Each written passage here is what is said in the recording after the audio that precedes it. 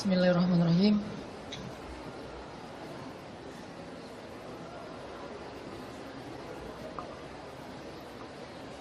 Assalamualaikum warahmatullahi wabarakatuh.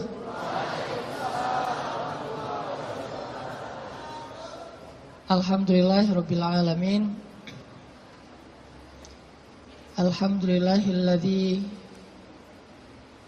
anzala as-sakinata fi qulubil mu'minin liyazdadu imanan ma'a imanihim. Asyhadu an la ilaha illallah wahdahu la syarikalah wa asyhadu anna Muhammadan abduhu wa rasuluhu la nabiyya ba'dah. Allahumma salli wa sallim wa barik ala sayyidina Muhammad wa ala alihi wa sahbihi wa man tabi'ahu ila yaumil qiyamah. Radina billahi rabba wa bi Muhammadin nabiyya wa bil islami dina. Rabbi syrah li sadri wa yassir li amri wa hlul 'uqdatam min lisani yafqahu qawli. Sehat teman-teman semuanya?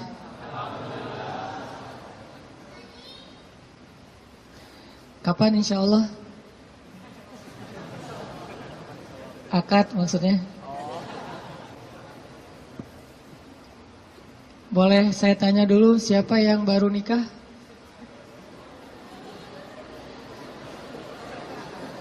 Siapa yang baru mau nikah? Baru mau. Wah, banyak di belakang ternyata. Di depan gak ada yang mau. Siapa yang udah lama pengen nikah?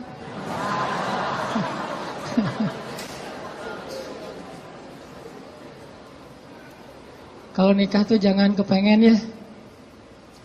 Langsung datang aja, ditolak datang lagi, ditolak datang lagi. Kayak Julaibib, pantang menyerah. Kita hari ini bahas apa? Jangan salah fokus. Fokusnya tuh kalau di kamera yang otomatis itu adalah wajah ya. Jadi kan ada tuh kalau kita foto langsung nyari wajah. Kalau orangnya geser, fokusnya geser. Jadi dia nggak pernah gagal. Gak mungkin dia fokus ke wajah tiba-tiba ngambil sepatu gitu. Sepatunya pink misalnya. Gak mungkin kan? Artinya hari ini kita bahas tentang fokus dalam mencari cinta. Fokus dalam mencari cinta. Salah fokus dalam mencari cinta itu mungkin maksudnya adalah kalau kita mencari cinta itu mungkin buat mencari kesenangan dunia saja. Coba kita belajar mencari cinta itu untuk ngedapatin akhirat. Menurut saya itu lebih true love, lebih endless love. Kenapa? Karena cinta yang paling endless itu adalah cinta yang dibawa sampai ke akhirat.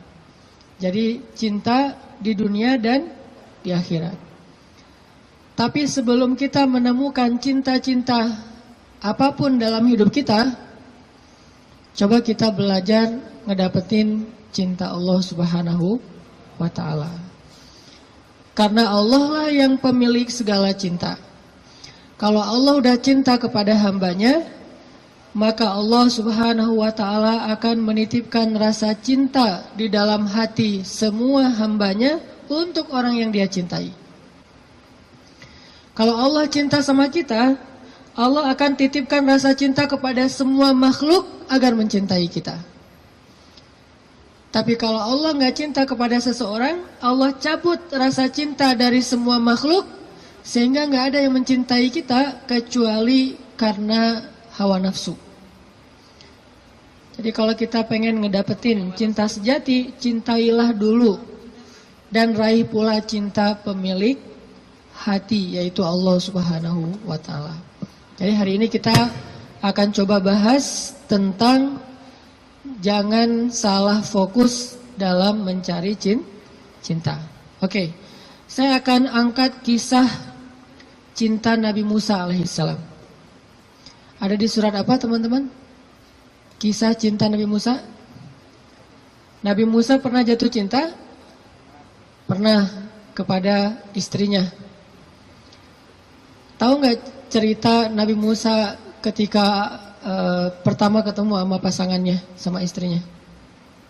Pernah baca kisah itu? Coba buka surat Al-Qasas, surat 28. Itu kisah cinta Nabi Musa alaihissalam. Surat Al-Qasas, surat Al-Qasas, surat 28 ayat 22. Coba buka aplikasi Al-Qurannya. Surat Al-Qasas, surat 28 ayat 22. Saya akan baca dari ayat 22 sampai ayat 28.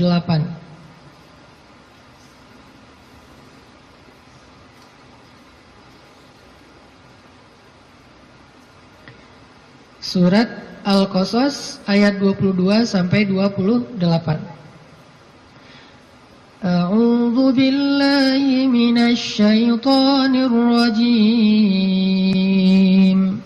Bismillahirrahmanirrahim. Walamma tawajjaha tilqa'a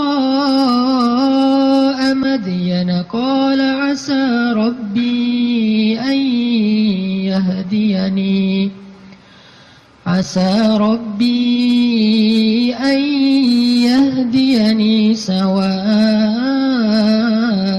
السبيل ولما ورد ماء مدين وجد عليه أمة من الناس يسقون ووجد من دونهم امرأتين تذودان قال ما خطبكما قالتا لا نسقي حتى يصدر الرعاء وأبونا شيخ كبير فسقى لهما ثم تولى إلى الظل فقال رب إني لما أنزلت إلي من خير فقير فجاءته إحداهما تمشي على استحياء قالت إن أبي يدعوك ليجزيك أجر ما سقيت لنا فلما جاءه وقص عليه القصص قال لا تخف نجوت من القوم الظالمين قالت إحداهما يا أبت استأجره إن خير من استأجرت القوي الأمين قال إني أريد أن أنكحك إحدى ابنتي هاتين على أن تأجرني 8 حجج فإن أتممت 10 فمن عندك وما أريد أن أشق عليك ستجدني إن شاء الله من الصالحين قال ذلك بيني وبينك أيما الأجلين قضيت فلا عدوان علي والله على ما نقول وكيل.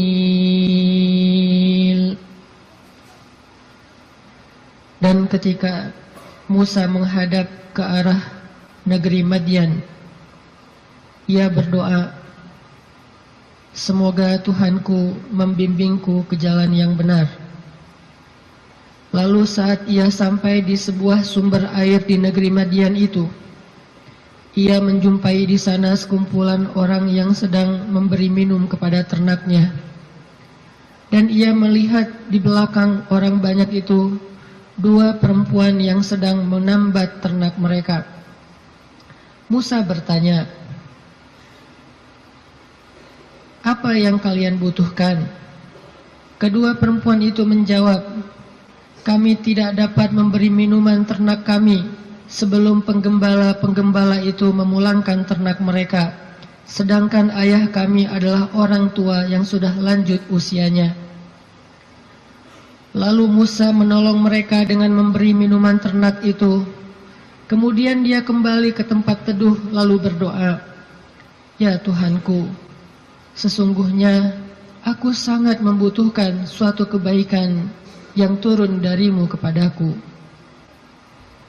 Tidak lama kemudian datanglah kepada Musa salah seorang dari dua perempuan tadi, berjalan dalam keadaan malu-malu. Ia berkata, sesungguhnya ayahku memanggil engkau agar ia memberikan hadiah terhadap kebaikanmu dengan memberi minuman ternak kami tadi.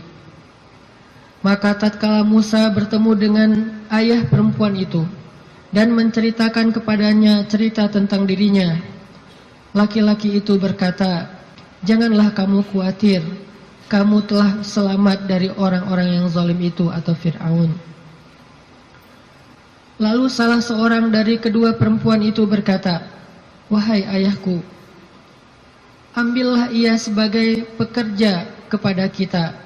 Sesungguhnya orang yang paling baik yang engkau ambil sebagai pekerja adalah orang yang kuat lagi dapat dipercaya. Berkatalah laki-laki itu, sesungguhnya aku ingin menikahkan kamu dengan salah seorang dari putriku, dengan dasar bahwa kamu bekerja kepadaku selama 8 tahun. Dan jika kamu cukupkan 10 tahun, maka itu adalah satu kebaikan darimu. Maka aku tidak hendak memberati kamu, dan kamu insya Allah akan mendapatiku termasuk orang-orang yang baik. Musa berkata, baiklah, itulah perjanjian antara aku dengan engkau. Yang mana saja dari kedua waktu yang ditentukan itu aku sempurnakan, maka tidak ada tuntutan tambahan atas diriku lagi, dan Allah adalah saksi atas apa yang kita ucapkan. Shadaqallahul azim. Teman-teman yang dirahmati Allah Subhanahu wa taala, itulah kisah, salah satu penggalan kisah dari kisah Nabi Musa yang sangat panjang di dalam Al-Quran. Nanti kita bisa melihat bagaimana Nabi Musa tetap fokus kepada cita-citanya, tetap fokus kepada keinginannya, tetap fokus kepada himmah, azam, apa yang selama ini dicari oleh Nabi Musa alaihissalam. Walaupun adegan hidupnya berubah-ubah. Karena manusia itu menjalani hidup dengan adegan yang kadang-kadang kita tidak menduga. Saya merasa bahwa hidup saya itu penuh dengan kejutan dari Allah.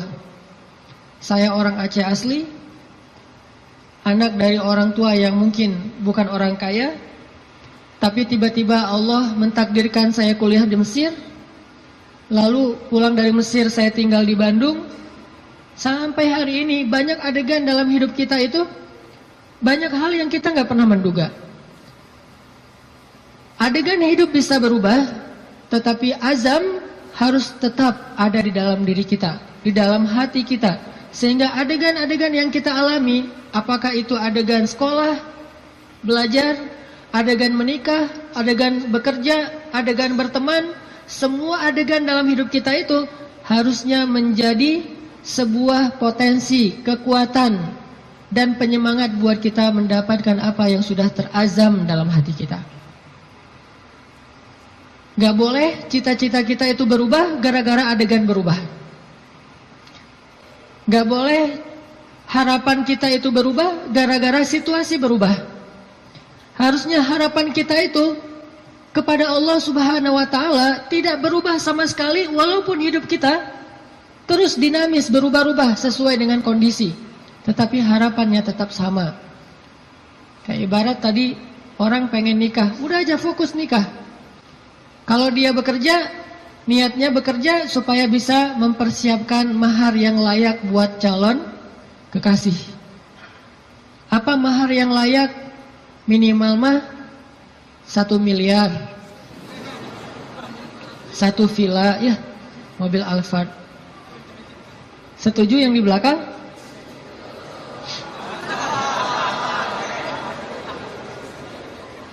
Kalau nggak sampai segitu pun minimal 1 motor, rumah kontrakan, sama pendapatan yang cukup untuk kita berdua.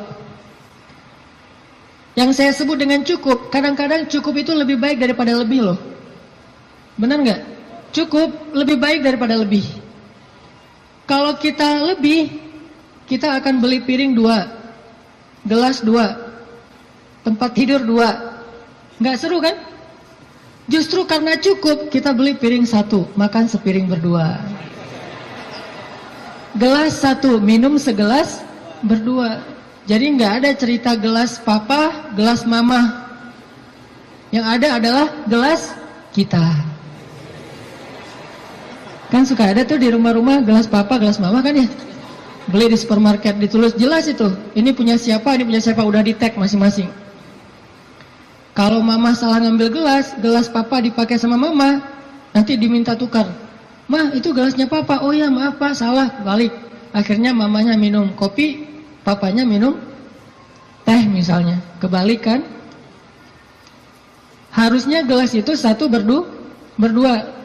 Tolong yang mau nikah ya, di rumah siapkan hanya 1 gelas. Sisanya dikotakin aja, kalau ada tamu baru dikeluarin.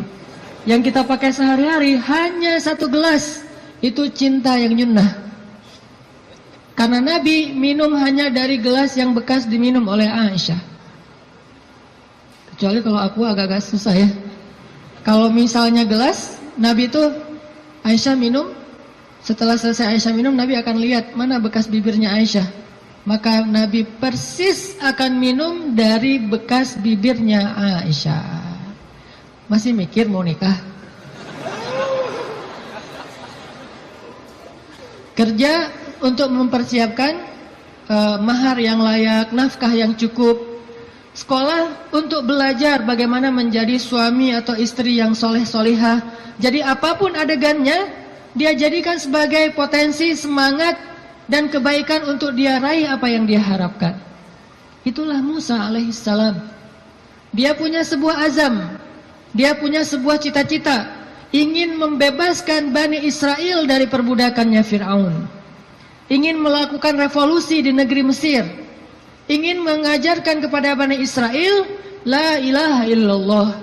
Ingin mengajarkan kepada Bani Israel agama Yahudi.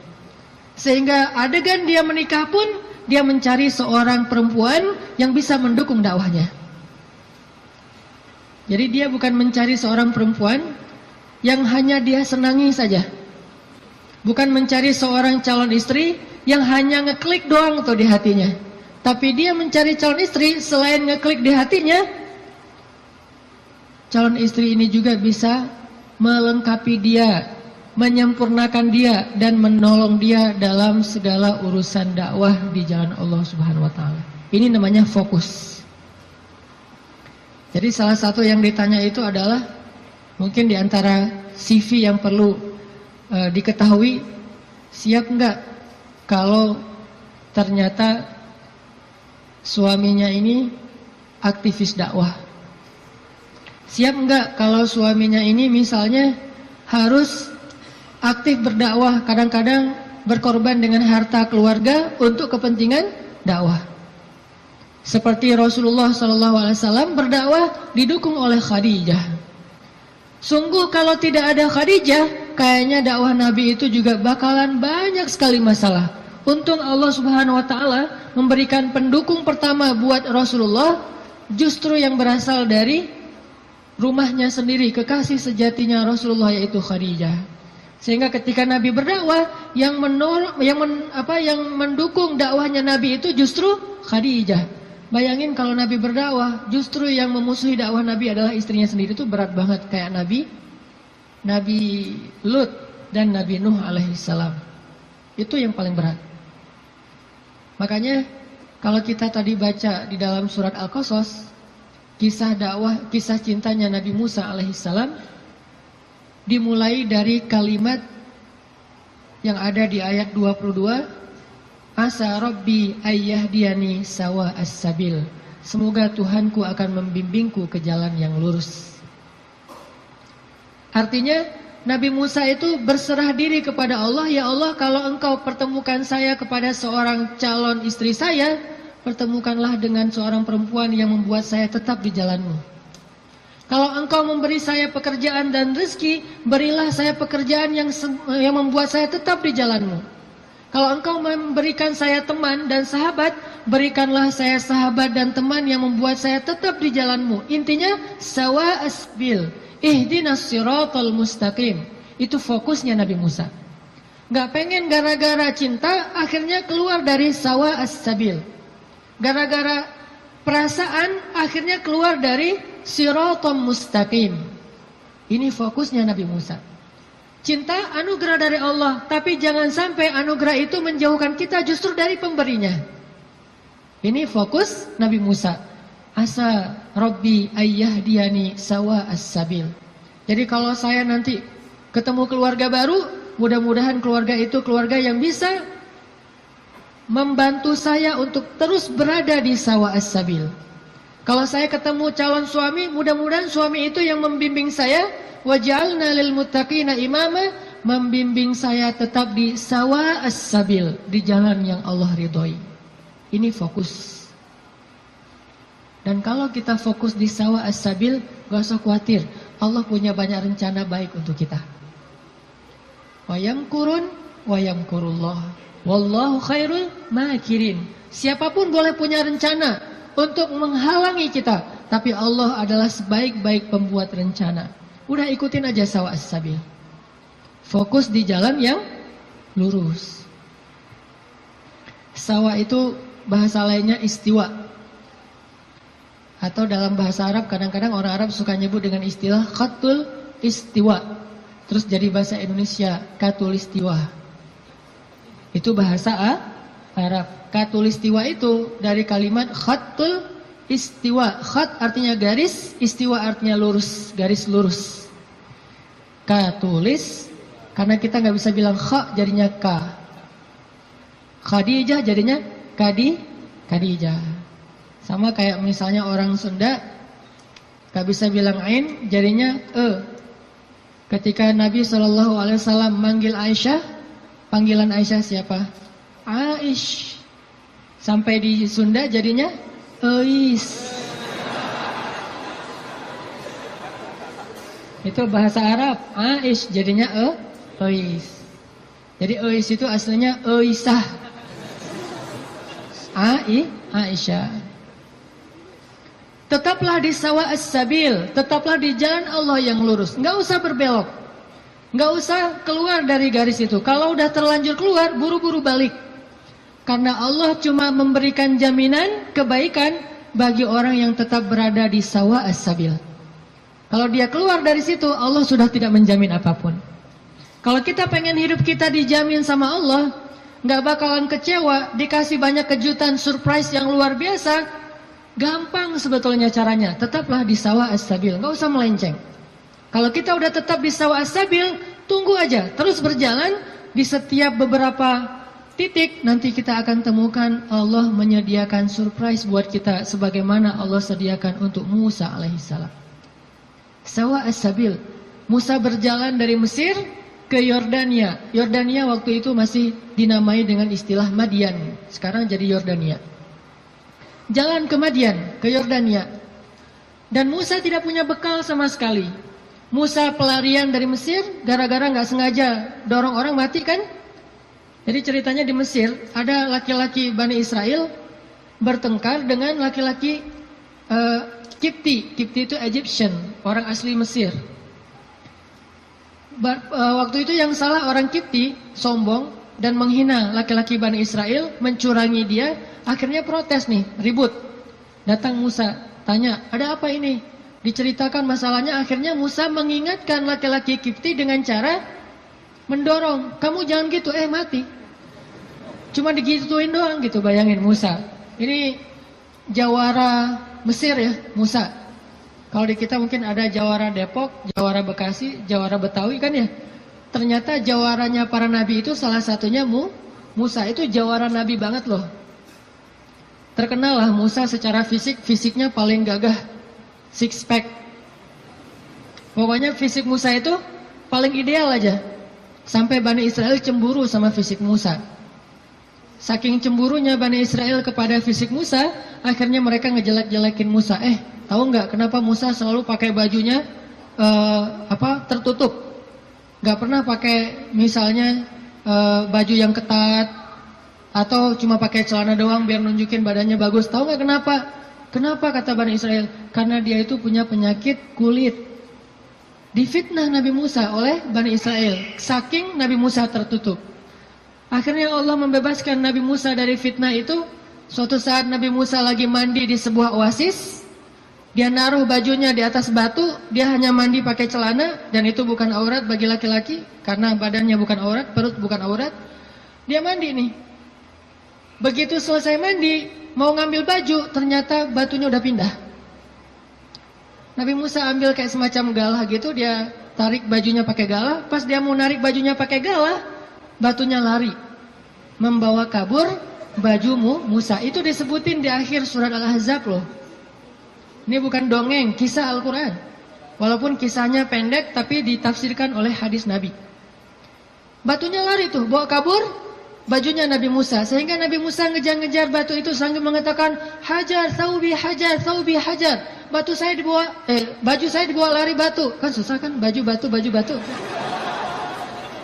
Nabi Musa ngejar-ngejar bajunya dibawa lari sama batu.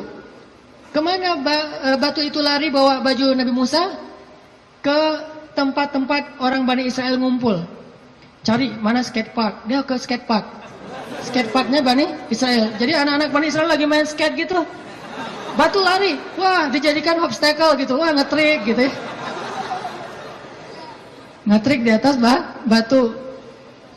Jadi kickflip segala macam gitu, ngetriknya di atas batu. Dikejar-kejar sama Musa. Kirain sama Bani Israel, Musa juga lagi parkur gitu, ngejar-ngejar batu. Wah, Musa parkur. Ternyata Musa tuh jago parkur. Badannya bagus kan? Lewat tempat skatepark. Lewat lagi nanti tempat anak-anak main futsal. Musa lari, ternyata Musa pelari hebat, maraton gitu. Semua tempat-tempat ngumpul anak-anak muda Bani Israel, tuh batu nyamperin gitu. Ada tempat futsal, tempat skatepark, kafe. Ada orang Bani Israel lagi ngopi-ngopi gitu, lagi ngobrol nggak jelas gitu kan. Lewat batu, Nabi Musa ngejar di belakang. Wis, Musa badannya bagus. Semua orang pada ngeposting hashtag Musa keren.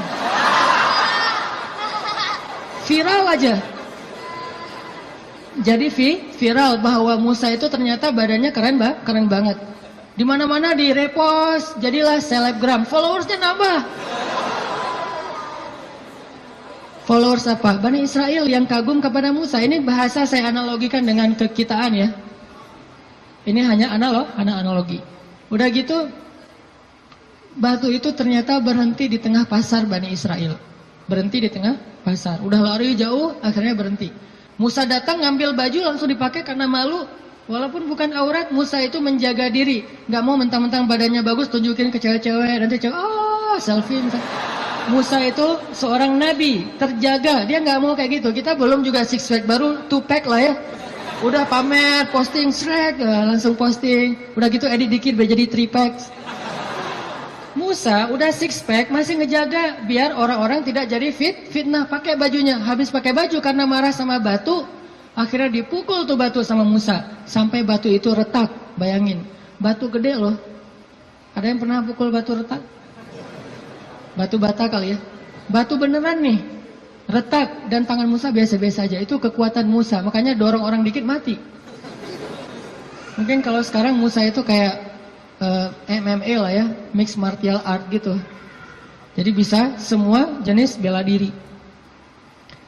Nah, artinya Musa alaihissalam lari dari Mesir gara-gara habis dorong orang, terus dia mati, nggak sengaja. Kata Musa, ini bukan salah saya, salah setan. Kan disebutin di ayatnya, masih di surat Al-Qasas atau di surat Toha. Ini bukan salah saya, salah setan. Bukan saya yang bunuh, setan yang bunuh dia. Jadi teman-teman, satu-satunya suuzon yang berpahala itu adalah suuzon sama setan. Itu berpahala banget. Satu-satunya husnuzon yang berdosa adalah husnuzon sama setan. Jangan salah-salahin setan, kasihan, masa dikambing hitamin? Enggak, setan memang harus disalahin. Jadi kalau ada apa-apa nih gara-gara setan nih, misalnya, aduh, auzubillahi minasyaitonirrajim gitu kan? Bahasa zikirnya gara-gara setan apa? Kalau bahasa sehari-hari, nih setan nih kerjaannya nih. Kalau bahasa zikirnya, auzubillahi minasyaitonirrajim. Enggak masalah. Jangan sembarangan nuduh setan buat jahat atau makar. Buktikan dulu gitu kan ya. Enggak, setan memang boleh disuuzonin, satu-satunya makhluk yang boleh. Lari dari Mesir. Enggak punya makanan, enggak punya bekal, enggak punya duit, pokoknya jalan dari Mesir ke Madian, jalan kaki itu enggak punya bekal apa-apa, bayangin. Sehingga Musa berhari-hari hanya minum air, enggak makan apapun. Air karena gratis, begitu hujan dia minum. Ada genangan air kayak oasis gitu dia minum. Kalau makanan dia nggak mau. Kenapa? Karena setiap dia menemukan kebun kurma, dia tidak menemukan pemiliknya, sehingga dia tidak berani makan satu butir kurma pun yang bukan miliknya. Musa alaihissalam. Sawa as-sabil, tetap di jalan Allah. Jangan melenceng. Jangan bikin Allah kecewa. Jangan sampai kita ngelakuin sesuatu yang Allah itu nggak ridho. Makan, minum, ikhtiar, ta'aruf dan segala macam. Pokoknya sawa as-sabil. Kalau kita sawa as-sabil, gak usah khawatir. Allah yang jamin. Musa lapar, gak ngambil, gak metik kurma sembarangan. Tetap aja biarin lapar. Sampai di Madian, dalam keadaan lapar banget, hanya minum air putih selama beberapa hari, belum makan. Sampai di Madian, tiba-tiba Musa ngelihat di sebuah oasis yang rindang, ada sekelompok orang penggembala lagi ngasih minum ternak-ternak mereka, onta. Dan yang disebut dengan gembala di zaman para nabi, itu satu gembala bisa punya ratusan ekor onta loh. Jadi bayangin kalau ada 10 penggembala aja nih, berarti lebih dari 1000 ekor onta. Dan tahu nggak berapa banyak onta kalau minum? Onta itu kalau minum hampir seperti gajah. Dan dia minum bukan karena haus. Dia minum itu karena menabung air. Dia nampung air di punuknya. Sehingga kalau dia melakukan perjalanan panjang, dia nggak perlu minum dalam waktu seminggu pun nggak masalah. Karena dia akan mengambil air dari punuknya yang disimpan. Jadi ada penyimpanan air di belakangnya, kayak tangki air gitu. Kayak toren. Musa punya, onta itu punya toren yang disebut dengan punuk onta. Jadi kalau dia minum, bukan hanya karena haus. Aduh, haus banget minum. Udah, selesai pergi. Enggak, haus banget minum. Udah gitu, kok masih minum? Nampung dulu di toren. Ditaruh di toren. Bayangin satu ekor onta punya satu toren. Ada 1000. Berapa lama nunggu ngantrinya tuh? Dah, waktu itu Musa ngelihat di antrian paling belakang ada 2 cewek. Ceweknya solehah. Malu-malu di belakang, megang onta. Onta mereka nggak terlalu banyak, mungkin sekitar 10 atau 15 gitu pegang. Tapi paling belakang nungguin sambil berdiri culang-cilang gitu. Gimana nih gitu-gitu kan bingung kan, cewek berdua di antara banyak cowok. Ini ciri-ciri calon istri ideal tuh gitu. Jadi kalau lihat cewek lagi culang-cilang, nah ini calon saya nih. Kemana Neng? Lagi nunggu angkot. Angkot kemana? Angkot ke Bandung. Ke Bandung mah gak ada angkot dari Depok gitu. Naik kereta atau naik travel. Oh iya, saya nggak pernah ke Bandung, ya udah saya temenin, jangan gitu ya. Artinya ada ciri-ciri solehah, yaitu orangnya bingung karena malu, bukan bingung karena nggak paham ya, tapi bingung karena malu nih gimana nih, serba sering salah tingkahnya gara-gara malu. Kalau ada cowok-cowok, aduh gimana masuknya ya, cowok pada duduk semua di depan masjid, mau masuk ke masjid ada aja di teras banyak cowok, dia bingung. Itu calon istri ideal banget tuh. Jadi kalau ngelihat cewek kebingungan, berdoa kepada Allah, ya Allah berikan saya seorang istri yang lagi kebingungan. Cari yang bingung-bingung gitu teh.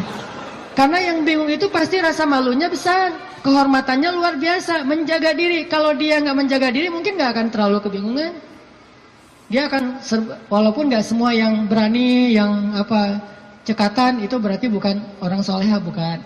Cuman salah satu cirinya itu adalah punya rasa istihya, malu-malu. Jadi kalau ngomong Assalamualaikum, Waalaikumsalam, ngomongnya membelakangi gitu ya. Itu salah satu ciri-cirinya. Pas ngeposting di Instagram, kita stalking gitu, kita kepoin Instagramnya, ternyata fotonya semuanya foto bunga-bunga, nggak ada foto orangnya. Ada kaktus, ada apa gitu, foto-foto bunga. Kalau ada foto orangnya pun foto KTP, hitam putih pula, segini, kayak orang foto paspor ya.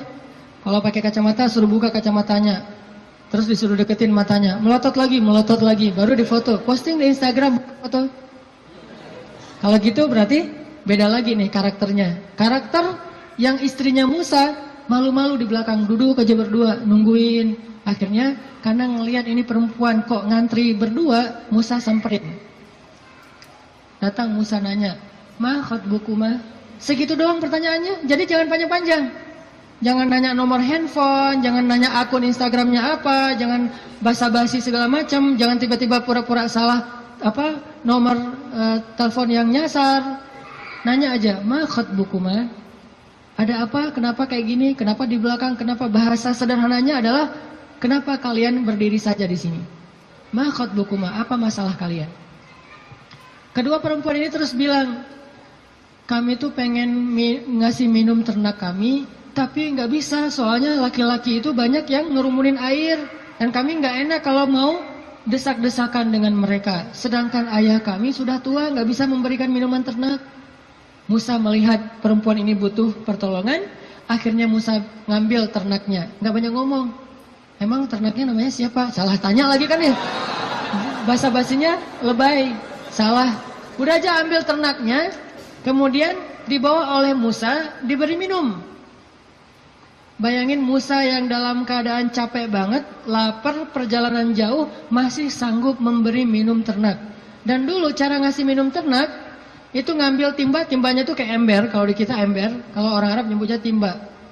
Dalwun itu ember besar, diambil nggak pakai tali, turun ke dalam sumur, sumurnya besar gitu, ngambil air, naik lagi ke atas, ngasih minum kepada onta, turun lagi ke bawah, naik lagi ke atas. Bayangin tuh, lumayan kan? Buat latihan otot. Musa turun, naik ke atas, bawa minuman untuk ternak. Ada 10 onta, bayangin, minimal 10 ember. Dalam keadaan lapar, lemes, perjalanan jauh, lelah, kurang tidur. Coba, kekuatan Musa. Dan itu langsung diketahui oleh cewek-cewek nanti, bilang dia itu orang yang kuat luar biasa. Kasih minuman ternak, udah selesai itu, dikasih lagi ke cewek-ceweknya, cewek-ceweknya pada pulang. Jazakallah khair, wa iyyakum, pulang aja. Musa setelah mereka pulang, nggak pura-pura apa gitu. Aduh, di sini warung Padang di mana ya? Nggak nanya-nanya gitu. Nggak minta kepada perempuan itu balasan apapun. Di sini warung Padang di mana? Di sini KFC di mana atau apa gitu. Dia cuma menyerahkan onta perempuan itu, kemudian dia kembali ke tempat yang teduh. Sampai di tempat yang teduh, dia berdoa lagi kepada Allah. Apa kata Musa? Kata Musa, Rabbi inni lima anzalta ilayya min khairin fakir. Ya Allah, saya fakir. Fakir itu butuh banget. Ya Allah, saya butuh banget rezeki darimu. Saya lapar. Ngomong ke Allah Subhanahu wa ta'ala. Saya lapar ya Allah, saya butuh kebaikan darimu, karena saya sangat kekurangan sekarang, fakir sekali. Dalam keadaan lagi lelah kayak gitu, Musa kalau ada masalah apa-apa, Robbi, coba bayangin, ayat 22, Robbi, ayat 24, Robbi, ayat-ayat sebelumnya dan sesudahnya juga, Robbi, ada masalah dikit, Robbi, minta kepada Allah. Ketemu seseorang yang mungkin kayaknya ngeklik banget dan soleha nih, atau soleh, jangan ngomong ke dia dulu, ngomong ke pemilik hatinya dulu, Robbi, yang itu tuh. Nanti Allah tiba-tiba ngeklik hatinya, udah jalan, balik lagi ke belakang. Ada apa, Kang? Enggak manggil. Kayak tadi ada yang manggil perasaan.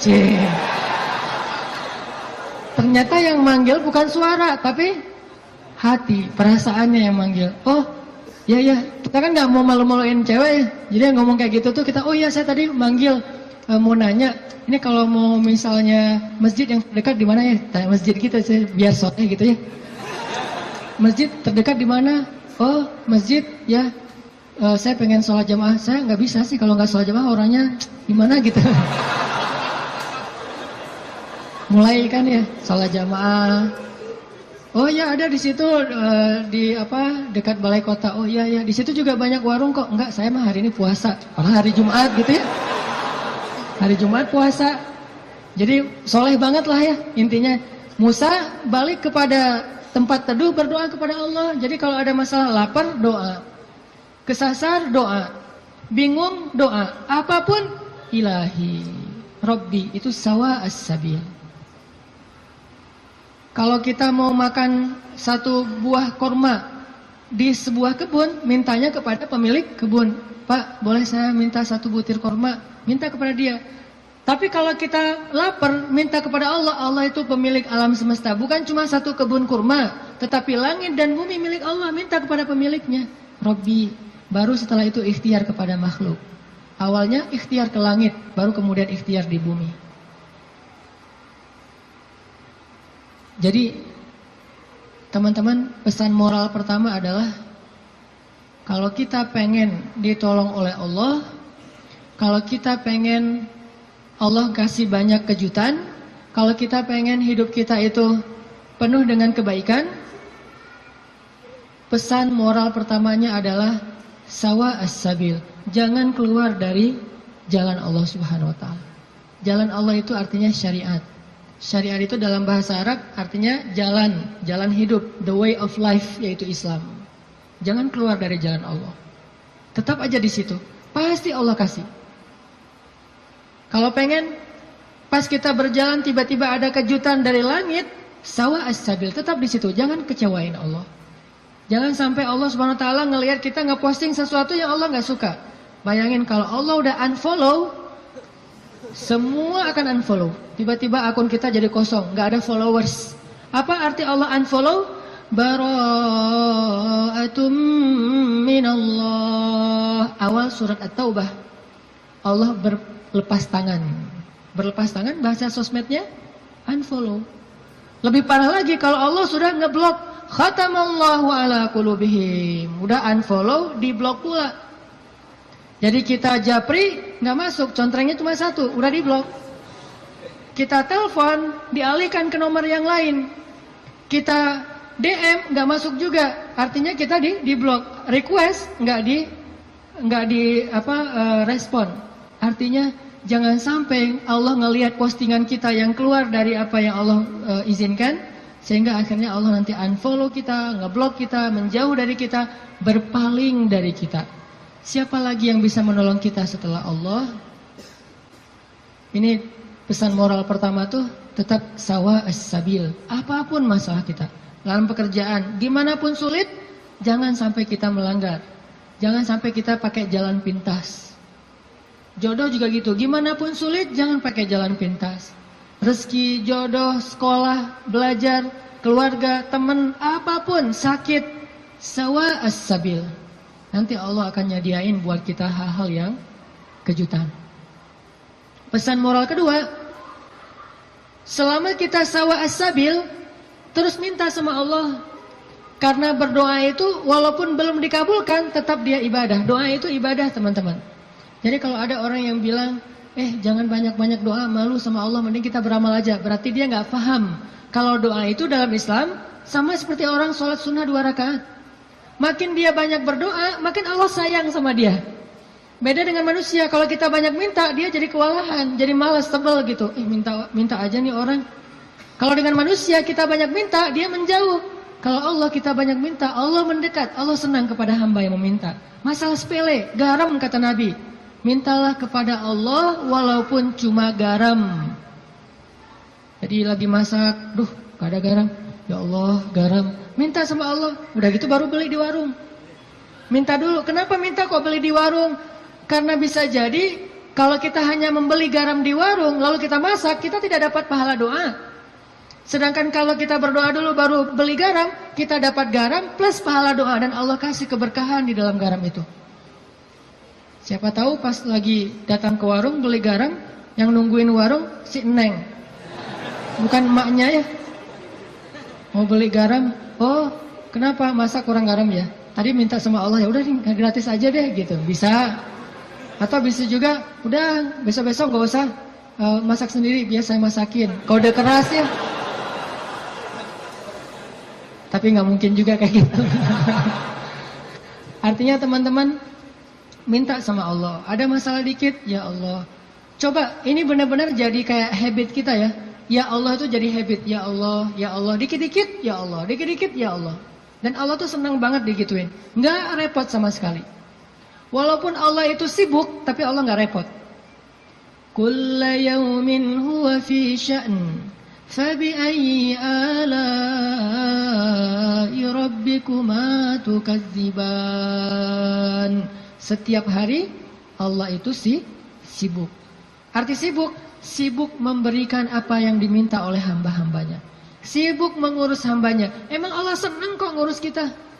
Jadi kalau kita minta ke Allah itu Allah kayak, ada apa hambaku senang gitu. Bayangin. Walaupun gak tepat, tapi Allah lebih senang. Walaupun analogi ini gak tepat, tapi kurang lebih bisa kita bayangin.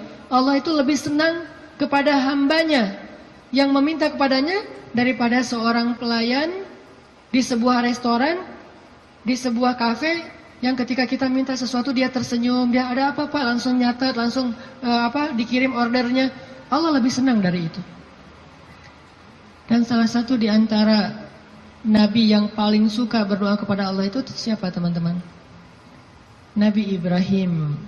Allah menyebutkan Ibrahim itu, Inna Ibrahim la'awwahun halim. Awwahun. Awwah itu bukan awah ya. Awah itu beda ya. Kalau awah justru enggak. Kalau awah mau.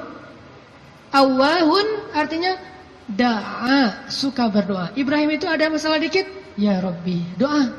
Makanya Allah banyak ngasih kejutan buat Ibrahim. Dengan istri pertamanya Sarah, dengan istri keduanya Hajar, dengan anak pertamanya Ismail, dengan anak keduanya Ishak, dengan cucunya Yakub, dengan cicitnya Yusuf. Banyak Allah kasih kejutan buat Ibrahim. Kenapa? Karena Ibrahim sawa as-sabil dan da'a, selalu berada di jalan Allah dan selalu minta sama Allah. Allah itu cemburu kalau kita minta kepada makhluk duluan sebelum Allah. Cemburu kalau kita nyebut nama makhluk duluan sebelum Allah. Cemburu kalau kita berterima kasih kepada makhluk duluan sebelum bersyukur kepada Allah. Allah itu cemburu. Dan Allah layak untuk cemburu. Sehingga kalau kita minta ke Allah duluan, Allah senang banget. Ya Allah, saya lagi kayak gini, sebutin. Baru ikhtiar. Jadi sehari-hari itu jadikan habit kita itu da'a, dikit-dikit Rabbi, Ilahi, Ya Allah, Ya Tuhanku, gitu. Sehingga Musa pas lagi perjalanan dari Mesir ke Madian, Rabbi, asa ayyahdiyani sawa as-sabil, beri saya jalan yang lurus. Pas sampai di Madian, Rabbi, ini bima anzaltani min khairin faqir. Ya Allah, saya butuh sekali rezeki, saya udah lapar, udah berhari-hari gak makan. Tiba-tiba datanglah kejutan yang ditunggu-tunggu Musa. Salah satu dari dua cewek tadi yang ngasih minuman ternak, datang lagi nih. Datangnya gimana? Disebut di ayat 25. Faja'athu ihdahuma tamshi 'ala istihya. Datanglah salah satu dari dua perempuan itu berjalan dalam keadaan malu-malu. Tadi itu. Sampai dalam Islam ada kode. Kalau cewek ditanya pendapatnya setuju apa enggak dilamar oleh seorang perempuan, maka jawaban iyanya seorang perempuan itu adalah diam. Sedangkan laki-laki kalau diam berarti enggak. Kalau perempuan kalau diam berarti ya. Kalau dia, oh berarti itu ya, husnuzon aja. Jadi kalau nanya, Neng gimana mau sama saya? Dia belum sempat mikir, oh berarti mau ya. Ya. Kan diam tadi teh. Jadi diam seorang perempuan kata Nabi adalah ridho. Diamnya adalah ridho. Karena kalau dia tidak ridho, dia mungkin akan merespon dengan bahasa-bahasa yang baik. Atau bahasanya bukan diam, pasrah. Saya ikut aja gimana emak sama abah gitu. Ini berarti ridho. Bukan berarti dia, kamu kok gitu sih sama aku, kamu nggak sayang, nggak cinta dan segala macam gitu. Dia mah nggak akan ngomong kayak gitu. Dia diam atau dia bilang ya udah ikut aja, berarti dia ridho. Itu sifat perempuan yang sebenarnya. Pada dirinya itu ada malu. Dan malu by the way teman-teman, pada diri perempuan adalah mahkota. Makin besar rasa malunya, makin tinggi nilainya. Makin besar rasa malunya, makin besar mahkota yang dia pakai. Jadilah dia seorang putri. Makin besar, jadilah dia seorang ratu.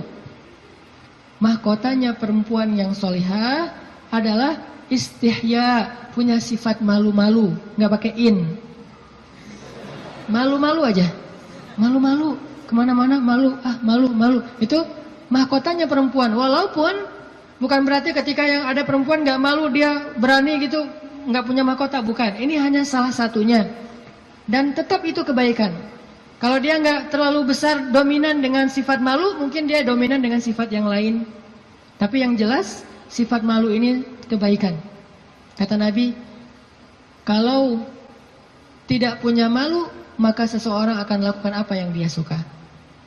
Berarti malu itu sebagian dari kehormatan. Malu itu sebagian dari harga diri. Sehingga kalau orang udah nggak punya sifat malu, maka dia kehilangan harga diri dan kehormatan, dia akan lakukan apapun yang dia suka. Jadi malu anugerah dari Allah untuk perempuan. Aisyah pemalu. Saking pemalunya Aisyah, kalau lagi malu wajahnya kemerah-merahan, pink. Pink dalam bahasa Arab humairo. Pink itu humairo. Aisyah itu kalau lagi malu pink wajahnya. Sehingga kalau Nabi melihat wajah Aisyah pink, humairo, Nabi senang melihat Aisyah, oh Aisyah lagi malu, Aisyah lagi senang, Aisyah lagi tersipu-sipu, sehingga wajahnya menjadi pink.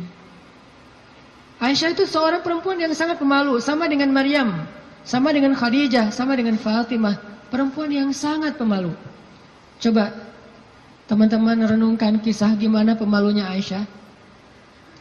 Pernah ketika Rasulullah SAW sudah wafat, kan Rasulullah itu dimakamkan di dalam rumah Aisyah. Soalnya SOP para nabi, mereka dimakamkan di tempat mereka wafat, nggak boleh dipindahkan. Itu udah jadi SOP-nya para nabi itu.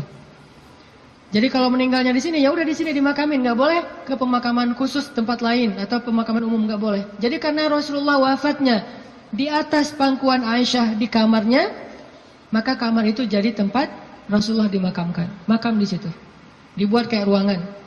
Setiap hari Aisyah duduk di situ, dia buka hijabnya, dia duduk di makam Nabi sambil mungkin dia di situ ngobrol, mungkin dia berzikir, bukan sengaja zikir di dalam makam ya, tetapi dia kangen sama Nabi, duduk di sebelah Nabi, seolah-olah dia pengen mengenang waktu dulu sering zikir berdua sama Nabi sambil Nabi tidur di atas pangkuan Aisyah zikir. Bayangin.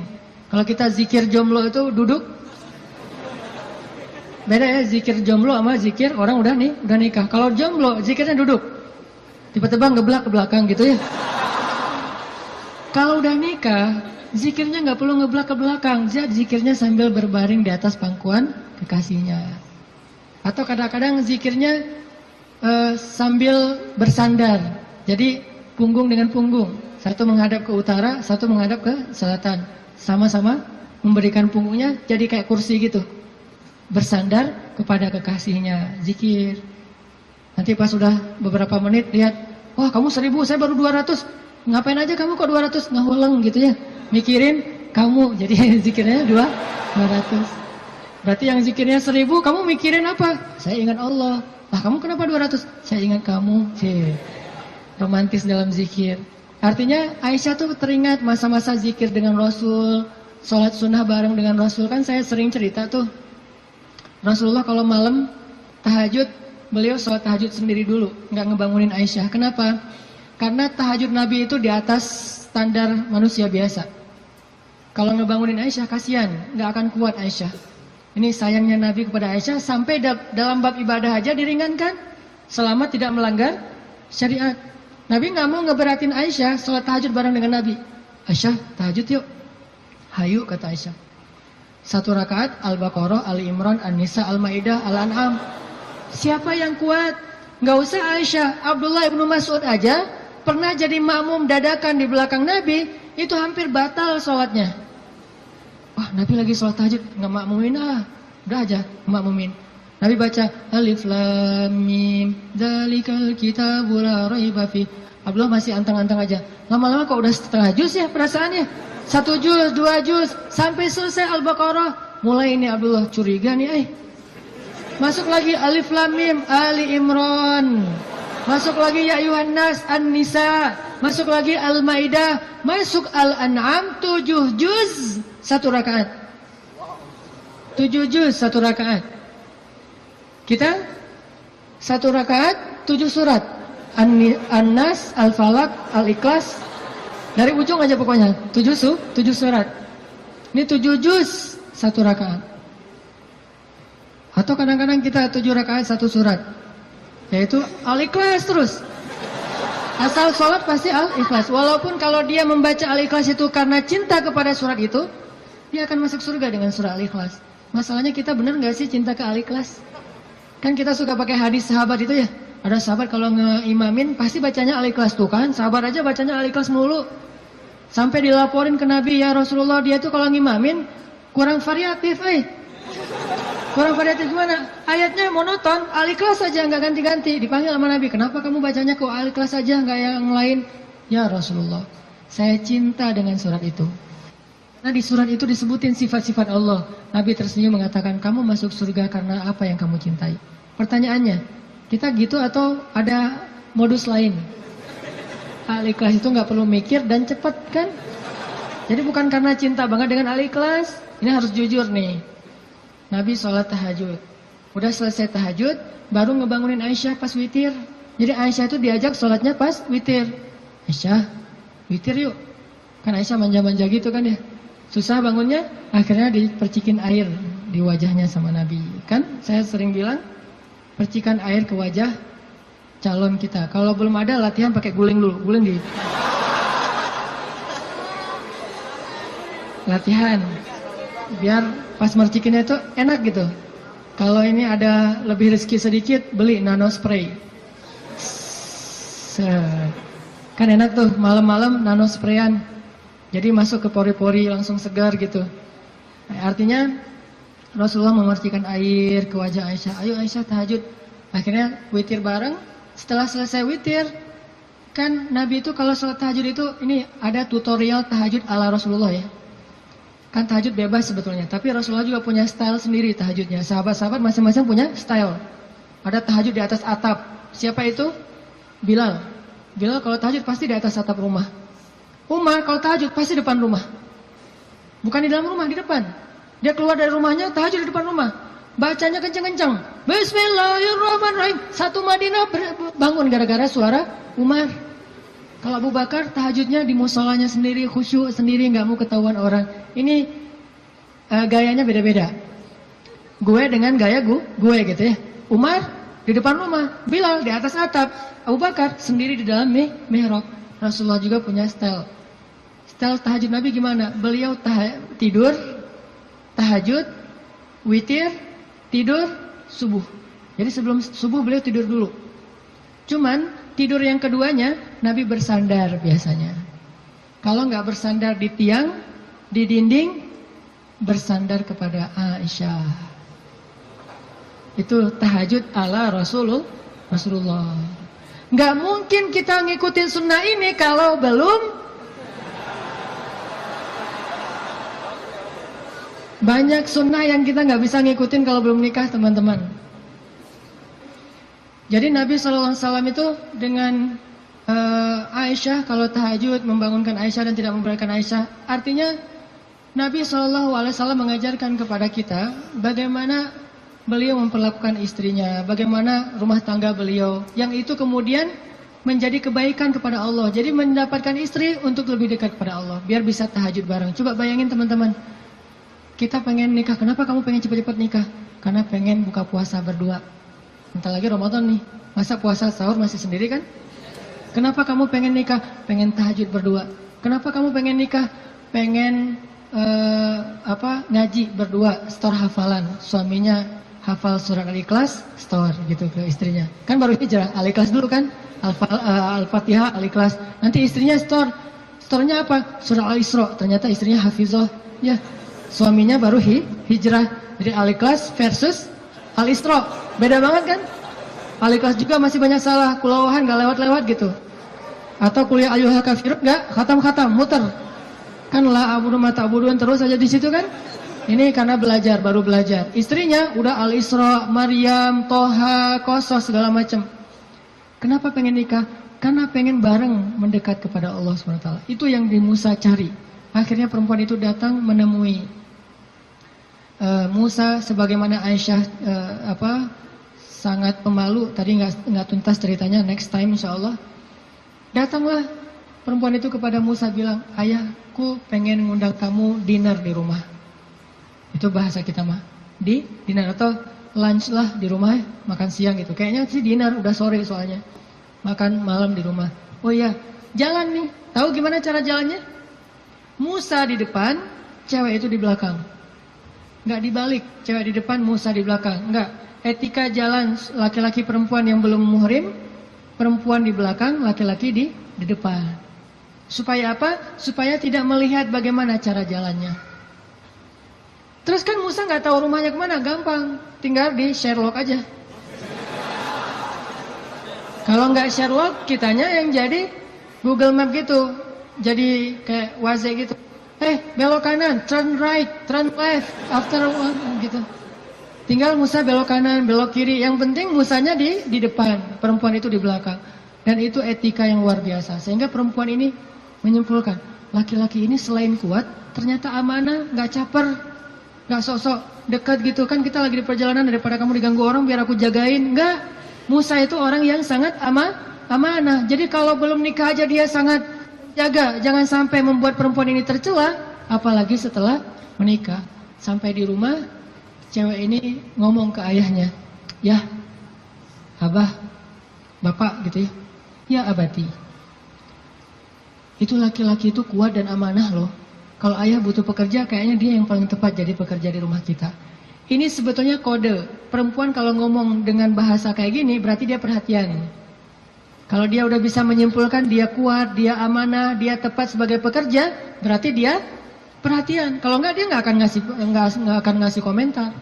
Ayahnya paham, ini bahasa elegan orang zaman dulu. Kalau sekarang kan ya pengen nikah gitu kan vulgar kan ya. Kalau dulu kode tuh, ya itu kayaknya cocok bekerja ke kita. Kata ayahnya, oh ya nanti ayah bicara sama dia. Ayahnya bukan menawarkan Musa bekerja, tapi menawarkan Musa nih nikah. Saya akan nikahkan kamu dengan salah satu dari putri saya. Terserah kamu yang mana yang kamu sukai. Maharnya bekerja kepada saya selama 8 tahun. Akhirnya Musa pun menikah dengan salah satu dari 2 perempuan itu. Dan perempuan inilah yang mendampingi Musa untuk berdakwah di Mesir melawan Fir'aun. Dan inilah kisah yang luar biasa. Nabi Musa mencari cinta itu untuk lebih dekat kepada pemilik cinta. Nabi Musa mencari cinta makhluk agar bisa mendapatkan cinta Allah Subhanahu wa taala. Bukan justru ketika ngedapetin cinta makhluk kehilangan cinta Allah. Ini namanya fokus. Teman-teman, pesan moral ketiga berarti adalah apa? Setelah sawa as-sabil, banyak berdoa. Yang ketiga adalah jadilah seseorang yang menyempurnakan hubungan kita dengan Allah dengan cara menikah. Itu maksud Nabi. Setengah dari agama itu adalah setelah kita menikah, kita sempurnakan. Gimana sempurna? Tadi tuh, tilawah sendiri jadi tilawah berdua. Buka puasa sendiri jadi buka puasa berdua. Tahajud sendiri jadi tahajud berdua. Bahkan ada ibadah yang kita bisa dapetin setelah menikah yang nggak mungkin didapatin kalau orang belum menikah. Ibadahnya simple. Ngapain? Goler, tidur di atas sofa sambil ngelihat istri kita rempong lalu lalang, itu pahala. Jadi gini aja. Itu sholat sunnah loh. Kalau yang belum nikah hanya bisa mendapatkan pahala itu dengan cara berwudu, sholat sunnah 2 rakaat. Yang udah nikah nggak perlu berwudu, nggak perlu sholat sunnah pun tetap dapat pahala sholat sunnah. Dengan cara apa? Pandangan suami kepada istrinya yang penuh kasih sayang, bagi dia adalah pahala ibadah. Jadi cuma ngelihat doang ibadah, tersenyum ibadah, kecup di keningnya. Bayangin, Nabi itu habis berwudu mengecup Aisyah. Bisakah kita melakukan itu kalau belum menikah? Ngecup apa? Habis wudu, cium Aisyah ke masjid. Wudu, cium Aisyah. Ini salah satu dalil dari mazhab yang mengatakan sentuhan suami istri tidak membatalkan wudu. Walaupun nanti ada dalil yang mazhab yang lain, Allahu a'lam. Ini mazhab.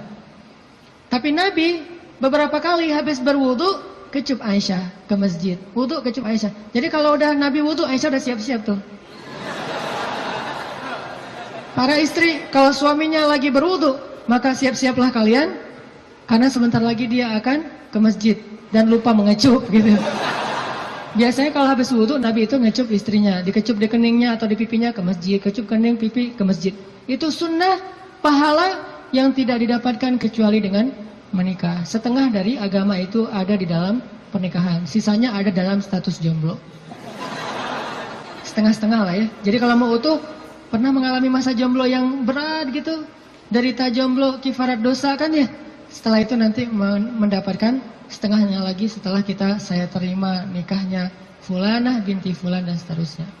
Itu teman-teman, maaf nggak tuntas cerita musanya. Insya Allah nanti dilanjutkan di kesempatan yang lain, bisa lewat streaming mungkin atau dalam kesempatan-kesempatan yang lainnya. Barakallah. Assalamualaikum warahmatullahi wabarakatuh.